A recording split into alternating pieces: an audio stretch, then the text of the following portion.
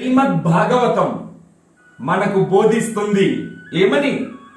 పంచసూత్రాలు.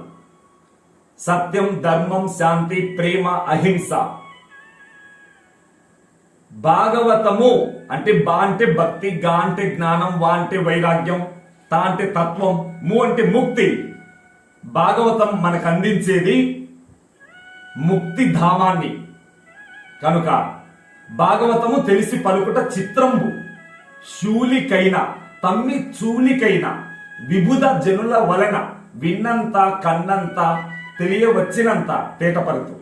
విన్నంత శ్రవణం, కన్నంత మననం, తెలియవచ్చినంత నిధిధ్యాసనం. మిత్రమా, వేదాంత విద్యార్థికి ఈ మూడు ప్రధానం. భక్తునికి పరమాత్ముడి శరణాగతికి ఏకైక మార్గం.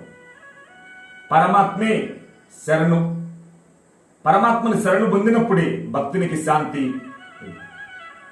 జ్ఞాని, బ్రహ్మజ్ఞాని ఉన్నది తన స్వరూపమని జ్ఞాన దృష్టి. అన్ని మార్గములు శ్రీమద్ భాగవతంలో ఉన్నాయి. ఓం స్వస్తి.